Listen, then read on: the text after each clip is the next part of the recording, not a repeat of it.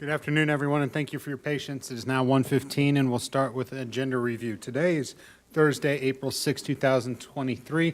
We're going to be reviewing the agenda for Thursday, April 13th, 2023.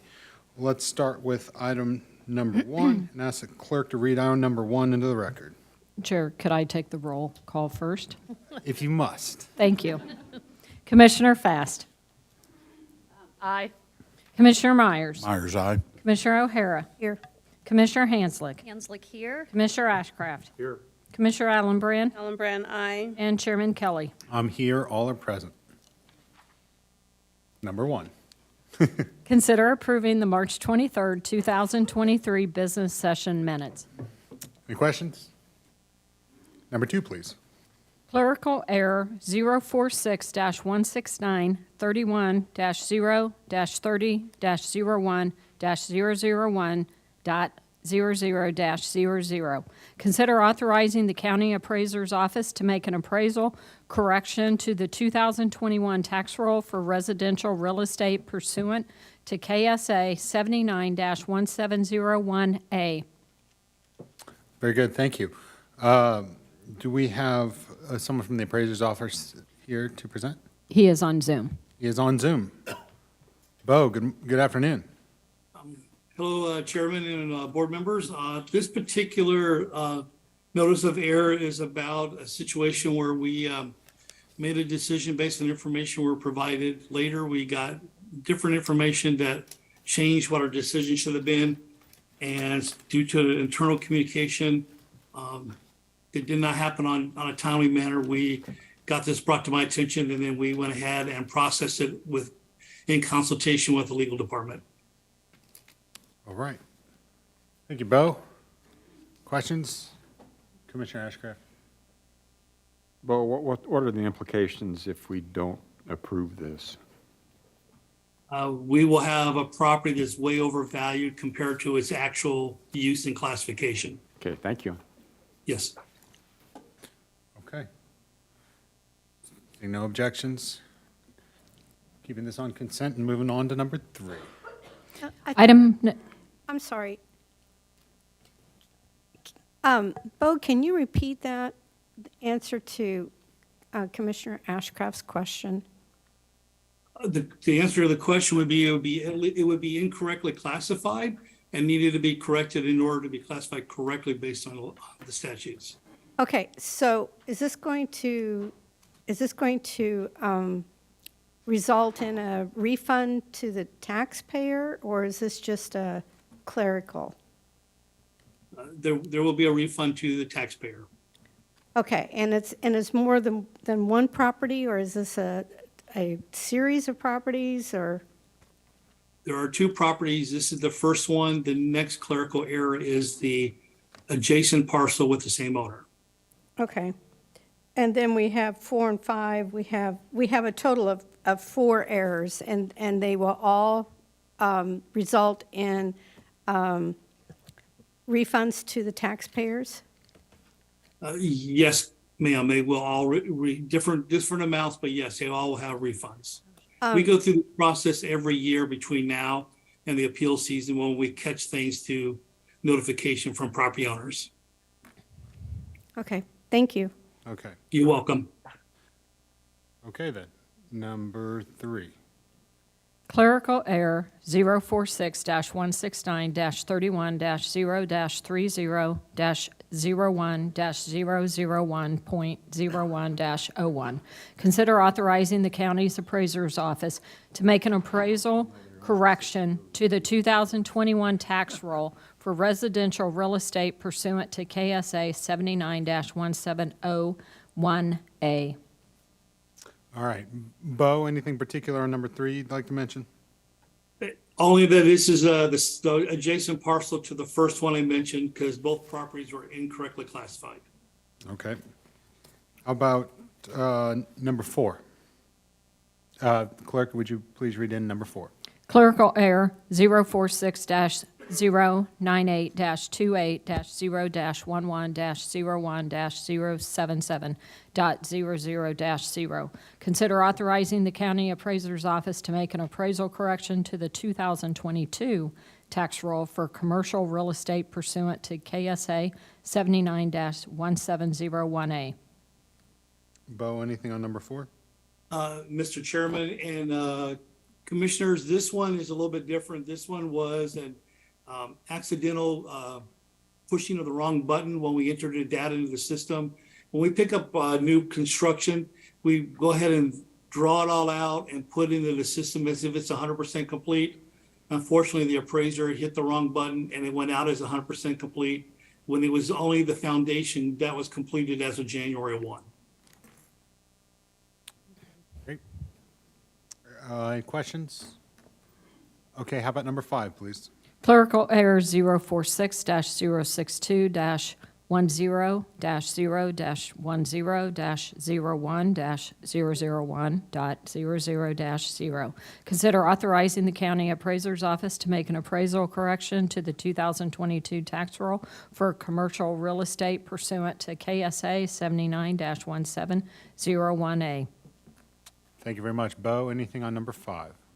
Mr. Chairman and Commissioners, this one was hitting another button incorrectly and calling it commercial when it is actually valued as a residential property because it's a golf course and their land is done as residential. Okay. Commissioner Ashcraft? Bo, I hope you get that button fixed. We're trying, sir. Thank you. All right. All right. Seeing no further questions, let's move on to number 6, please. Consider approving the disposition of 2 covered Croft trailers by donation from the Department of Emergency Services to Johnson County Fire District Number 1 and the Olathe Fire Department for continued use as community emergency response teams, CERT, assets pursuant to Administrative Surplus Property Policy Number 210.140, subparagraph F.1. All right. I believe we have Trent Pittman here from the Department of Emergency Services, who's been patient with us all day. Thank you, Trent. No, good afternoon, Chair and Commission. Thanks for hearing this item. My name's Trent Pittman. I'm with the Department of Emergency Services. In 2004, the Johnson County Department of Emergency Management and Homeland Security, as we were called at the time, purchased 2 7-foot by 14-foot dual-axle covered Croft trailers on behalf of Johnson County Citizen Corps with Johnson County Citizen Corps grant funds. Both of these trailers are currently housed at Johnson County Fire District 1, supporting Southwest Johnson County CERT, and with the Olathe Fire Department supporting Olathe CERT. Both of those departments have housed, upgraded, and maintained those trailers since roughly 2010. However, Johnson County government has maintained ownership and insurance coverage of both trailers. These trailers are vital to supporting these 2 CERT teams, providing storage for mission-essential CERT equipment, including medical supplies, hand tools, and radio equipment that's used during times of a disaster, both a local disaster and out-of-county responses and deployments. I can answer any questions anybody has. Commissioner Ashcraft. Yeah, Trent, these are kind of incidental items, but why is it necessary for it to come before the commission? It's my understanding that since we're hoping to donate these 2 trailers directly to those 2 departments. So it's just the process of donating? That's my understanding, yes. Thank you. Any further questions? Okay. Thank you very much, Trent. Thank you.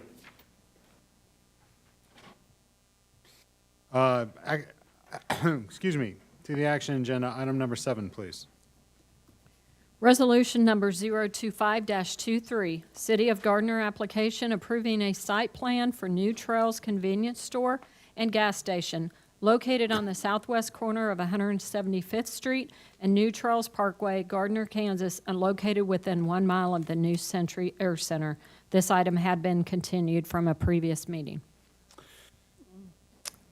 Welcome back again, Mr. Penley. This is the continuation of an item that we've seen several times. Any further updates to report?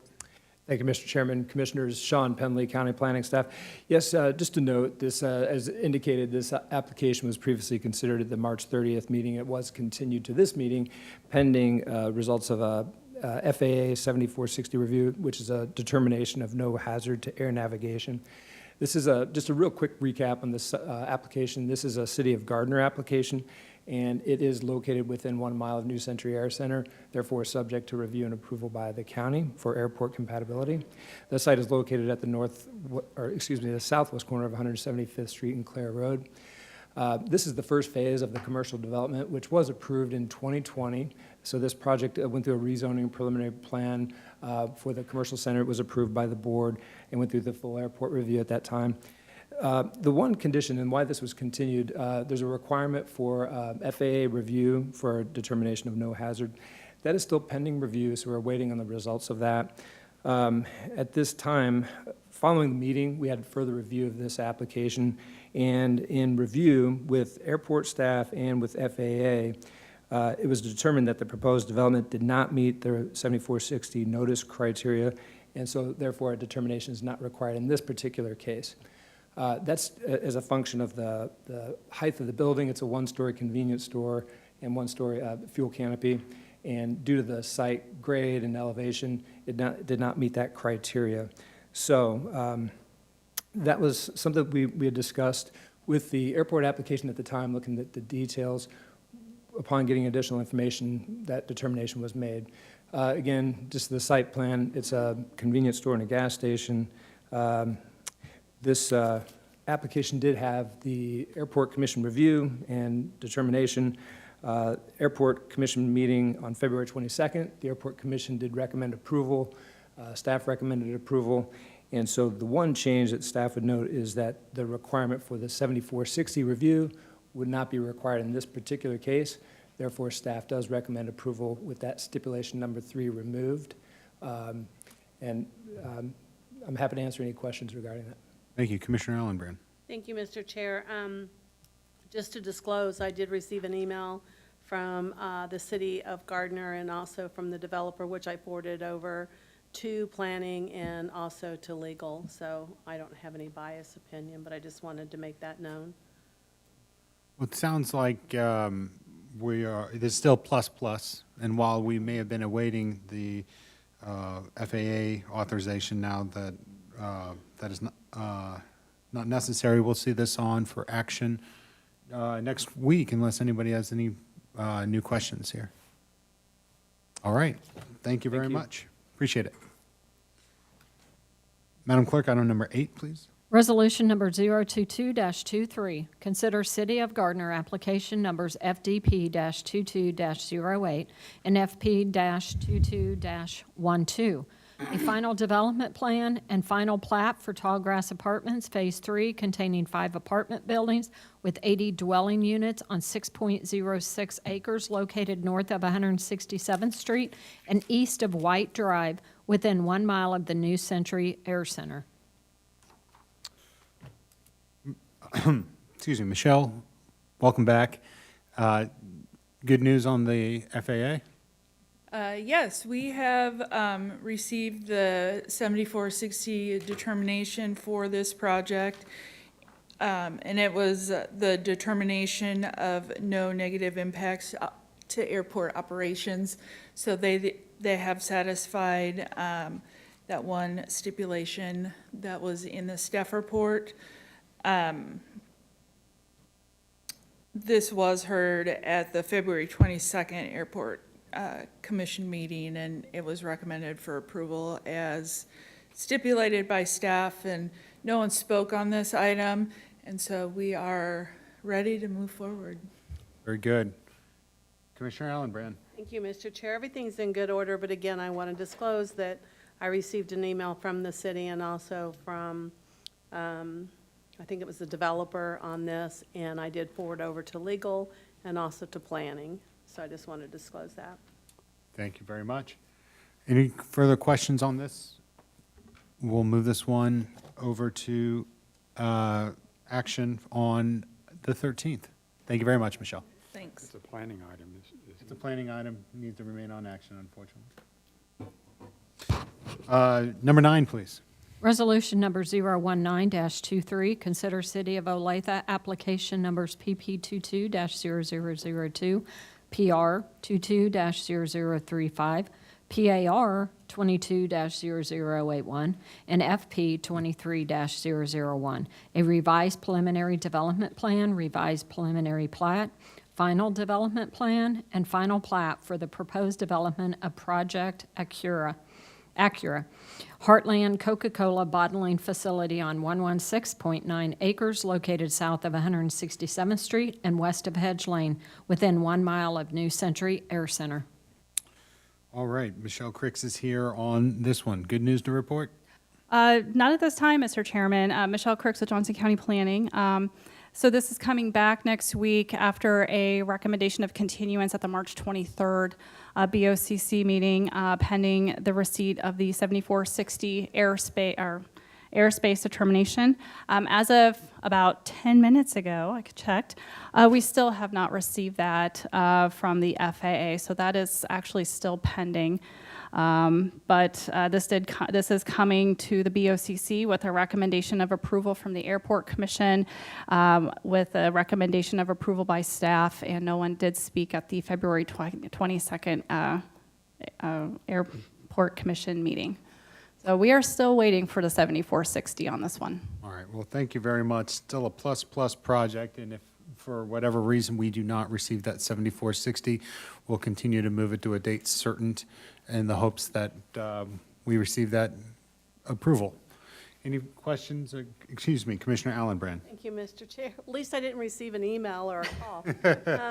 I just want to make sure that we can't move this forward with speculations that as long as the planning, as long as our professional staff have looked at it and everything's in order, can we move on it with speculations? Well, Val thinks that you could do that, subject to the approval of the form. So I would recommend it come on, and we'll just add that in the briefing sheet, that is a potential subject to that approval. Yeah, it just holds up, it holds up unnecessarily when we have professional staff and. Yeah, and so I think we should add it to the Thank briefing you, sheet. Mr. Chair. All right, we'll add that to the briefing sheet. This will remain on action, and thank you very much, Ms. Griggs. Item number 10, please. Consider authorizing an exception to competition with Promega Corporation for the purchase of 3 Maxwell RSC-48 extraction robots and supplies by the Sheriff's Office Crime Lab in an amount of $146,280.60. Bethany Stone has been patiently waiting all day for us. Thank you very much, Ms. Stone. We appreciate your patience. Good afternoon, I guess, not good morning, Chairman Kelly and Commissioners. My name is Bethany Stone. I am a forensic scientist supervisor with the Johnson County Sheriff's Office Crime Lab in the Biology DNA section. So we are asking for you to consider authorizing an exception to competition for the purchase of 3 Maxwell RSC-48 extraction robots and supplies from the Promega Corporation. This purchase will be made utilizing grant funds that have been awarded to us through the 2022 Capacity Enhancement and Backlog Reduction Grant. It's typically called CBER. The biology section currently utilizes Promega Maxwell 16 instruments and a compatible extraction kit to perform automated DNA extractions in the laboratory. This system has been in place in our laboratory since its original validation in 2008. The current instruments we have are no longer able to be serviced as they are outdated, and due to that, they're basically, if they break down, they'll be rendered very heavy paperweights at this point. Additionally, the laboratory received notification in January of this year that the DNA IQ extraction kits that are compatible with those Maxwell 16 instruments will be discontinued at the end of 2023. Therefore, we will no longer be able to support the current procedure in place after the end of this year. So typically when we bring on new instrumentation, the biology section must perform a lengthy, vigorous validation process before that procedure can be put into place and utilized for casework. And this is based on our accreditation standards that we have to adhere to. So by purchasing these newer Maxwell RSC-48 extraction robots, it will be considered an upgrade from the current instruments we have in place, thus reducing the amount of work required to bring them online, and that will aid to limit the impact to the function of the DNA section. Another benefit of purchasing these instruments is that it will increase the throughput of our samples. The current instruments we have online can do up to 16 samples at a time, and the newer instrumentation is going to allow us to put up to 48 through in one run. So that's about a threefold increase in the amount of samples we can run during a run in one process. And additionally, our laboratory has had the opportunity to examine other extraction systems during our initial validation. So we did examine other instrumentation from other companies that can perform similarly in 2008 during the original validation, and then we also did it again in 2015. And at those times, the Maxwell 16 outperformed the other competitive vendors. So that's why we chose to continue with that product. Furthermore, we have had the opportunity to test the Maxwell RSC 48 in-house already. They gave us an instrument that we were able to get some hands-on experience with. So we were able to look at all the updated functions and assess all the new upgrades that they have to it, and found that it's going to continue to meet the needs that we have in our laboratory. So with that, I will answer questions. All right. Well, Ms. Stone, is this your first time before the commission? Technically, yes, it's the first time I got to come speak. I have sat through a couple, but yes. Well, welcome. Thank you. No, this seems to be in good order, and it seems like there's just no reasonable alternative to the Maxwell product. And then there's some enhanced functionality here that could really help with the DNA extraction process. Remind me on the funding here, no additional funding is anticipated? No, if there's anything over the set amount that we've allocated in the grant that we've already budgeted via that, then our in-house budget process will take care of anything excess if we need it. Very good. Commissioner Ashcraft? Thank you, Mr. Chairman. Yes, Ms. Stone, when you're new on the commission, everybody's the first time, so very good. Thank you for the presentation. Question, though, and actually you're very thorough. You hit all the sweet spots, but I was wondering, is there any ongoing or moving forward expense or liability with this equipment, ongoing contract, maintenance, replacement, and will that be covered by grants, or will that be covered by general fund or other funds? Thank you for that question. Yes, there is always maintenance that needs to continue with instrumentation. We have yearly annual maintenance. Currently, we have the same thing with our current instruments, so it will be funded through general funds unless we can work it into a grant. We have asked right at the moment that we do get the yearly annual maintenance covered through a grant also. If for some reason we can't do that, then we will do it through general funds. Thank you. Very good. Commissioner Hansley, then Commissioner Myers. Thank you. I appreciate the information. I have two questions. One is I'm curious as to why this didn't go through the regular purchasing process where we usually have information on the competitive instruments. I know you said that your team had looked at it and it was far and away above that, but I'm just wondering what allows an exemption to competition on this. And then secondly, the briefing sheet mentions the 2022 Capacity Enhancement and Backlog Reduction Grant. Is that a federal grant or a state grant? I'm not familiar with that grant.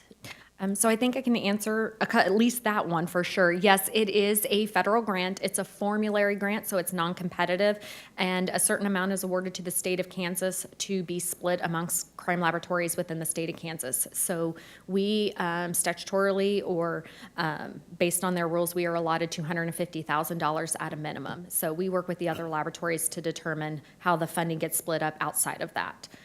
As far as the competitive procedure, all I know is this is the way I'm supposed to do it, is my understanding, but she may have more. She can answer that a little better for Maybe you. Ms. Lyons can. Robin Lyons. Robin Lyons, Purchasing Manager. Thank you for the question. So within the purchasing policies and procedures, there is an exception to competition for other justified circumstances. In this case, this grant, per my understanding, was written for this specific equipment, as well as the time and extra work that it would take for the validation process was justification enough, from my understanding, to allow this as an exception. Thank you. I appreciate that. Commissioner Myers. Thank you, Chair. life expectancy of these new robots? Have they improved or still the same? I don't know.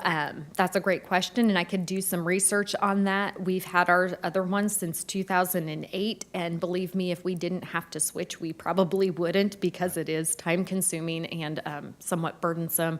I would expect these to last us at least the same amount of time, if not longer. Okay, because I was just wondering if you went from 16 extractions to 48, if that would complete the life or narrow the life, or whether they're so good at what they've done in advancing this robot, whether that expectancy would be prolonged. I think it should perform. It runs almost identically to the way the current one runs, so I don't foresee it running less long, if that makes sense. It's just, they've taken it where they've doubled a deck, like it's a rack that you put in, so now they've got a spot for two, as opposed to, I don't think they foresaw the original instruments as being something that needed to be that big. They're trying to accommodate laboratories of a smaller size, a higher throughput, and then even bigger throughput for other laboratories. Commissioner O'Hara. Yeah, I just think I would caution the board. We have the advances in artificial intelligence in the last 6 months, and it's just accelerating. We may be going through a really rapid change in technology in the next few years. So to try to foresee how long something is going to last, or if there will be something that is more efficient, that is a crystal ball that no one can really tell. So I think it's going to be a very fascinating and interesting time, but it could be a little overwhelming too. So. All right. Is there any exception to having this on the consent agenda for next week? All right. It's a good idea. Congratulations, Ms. Stone. You win. You win the day. All right. And finally, item number 11, please. This one Request stays for on action. proposal, RFP 2022-049. Consider authorizing a contract with Finkel plus Williams Architecture for Phase 1 pre-design services for a new health services building in an amount not to exceed $340,000. All right. That Tony is back again. Well, Thank you, Mr. Mr. Chair. Barron, would you mind giving us a report on this? Yes, sir. Tony Barron, Yeah, Director I of know. Facilities. So yes, this is part of the 2023 Capital Improvement Plan, is the approved by the Board of County Commissioners, was a capital request for Phase 1, which is programming and pre-design consult services for a new health service building. This building, the study will inform the basis for design along with the construction budget for a new facility which would replace the Olathe Mental Health Facility and the existing health service building located at Sunset Campus.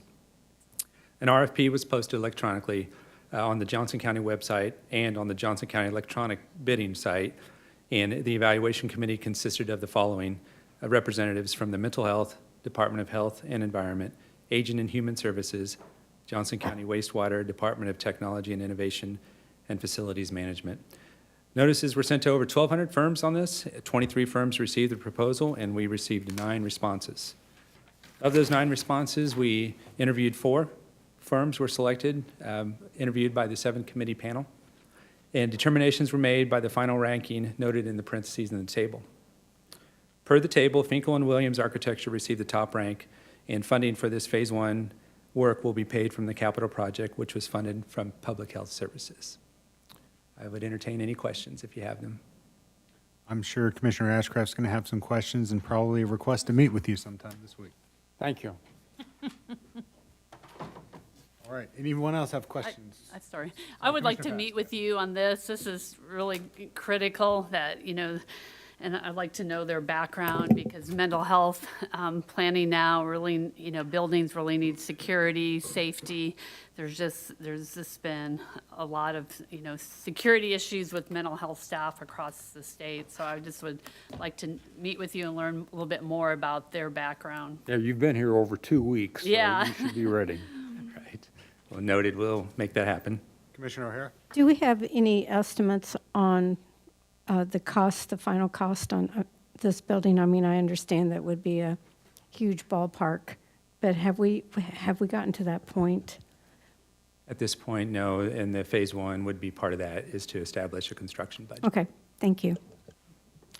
All right, Mr. Barron, looks like you get some fun meetings this week, and thank you very much. We look forward to seeing this on the action agenda for next week.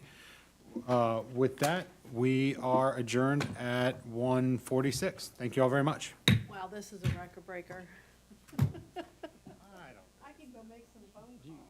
have a couple minutes to visit.